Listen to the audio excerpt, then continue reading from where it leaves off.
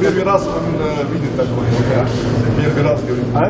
Удивить гостя, который побывал во многих странах мира, нелегко. Однако первое же знакомство Фахада Мухаммеда Аль-Аттыя с Ингушетией поразило его. Агрокомплекс «Сад-гигант Ингушетия», занимающийся производством плодов по интенсивной итальянской технологии, представил делегации из Катара более 10 сортов яблок. Холодильные камеры для хранения фруктов, склады с оптимальными условиями, которые позволяют хранить фрукты целый год, не теряя товарный вид. Зеленая звезда. Для салата очень не окисляется, в нем мало железа. Он разрезаешь, в любой салат можно ложить, и будет белым такой останется. В прошлом году в хозяйстве собрали более 7 тысяч тонн яблок. А так как 90% сельхозпродукции не только Катар, но и другие страны Персидского залива завозят из других государств, Ингушетия может предложить свою продукцию. Мы, как понимаете, мы как раз получаем 90% из нашей продукции из-за границы. Мы, допустим, не можем выращивать яблоки в Катаре. Мы хотим сейчас ингушские яблоки, допустим. Я хочу ознакомить наши инвесторы в Катаре, какие области могут инвестировать в Ингушетии. В промышленности, в аграрии, пожалуйста. Особый интерес у делегации вызвал еще один бренд Ингушетии – изделия из рыбьей кожи шади. Их преимущество не только экзотичный внешний вид, но и износостойкость. Плюс одежду еще и плюс вот эти картины, вот эта картина тоже из рыбьей кожи вся сделана. В числе представленных гостям проектов также заводы минеральных вод Ачулуки и Обанхи, мясная продукция и мед. Попробовав сладкую продукцию ингушских пчеловодов, гости выразили желание продвигать ее на своем рынке. У нас очень мы обожаем мед.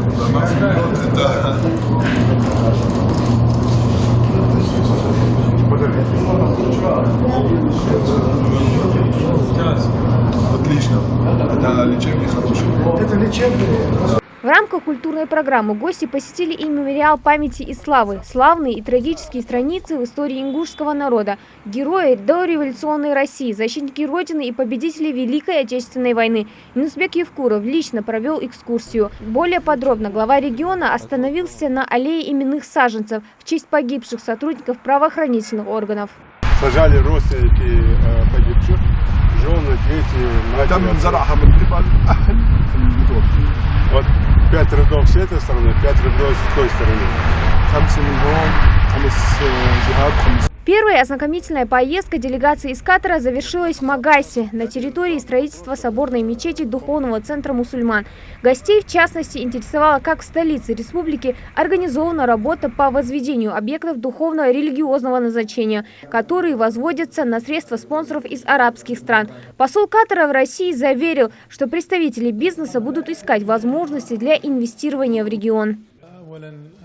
Благодарен главу республики и ингушского народа с такой приема, гостеприимства. Я как посол представитель своей страны решил приехать в Ингушетию. Мои впечатления очень хорошие. Глава республики Юнусбек нас ознакомил с многими проектами в аграрии, как раз и продукты. Мне очень понравилось то, что я увидел. Я думаю, что будет сотрудничество между регионом Персидского залива и нашей Катар с Ингушетией. Мы будем найти возможности для инвестирования наших как раз бизнесменов. И мы хотим сотрудничать, тоже сотрудничество в культурном как раз области. По мнению Юнусбека Евкурова, Ингушетия может предложить катарским партнерам сотрудничество в агропромышленном секторе, в сфере туризма, инвестировать в строительство жилья, участвовать в различных гуманитарных акциях на территории региона. Для нас это даже большая честь.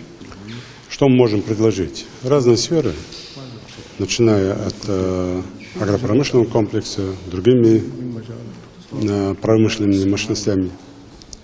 Второе – это туристический потенциал. Это и инвестиции, в том числе в строительство жилья. Это участие в различных гуманитарных и других акциях на территории республики. Это спортивно-культурный обмен. Уже в этом году глава региона планирует посетить Катар по личному приглашению эмира арабского государства. Хадис Добреева, Хусейн Гагиев, Юсуп Ханиев. Новости 24.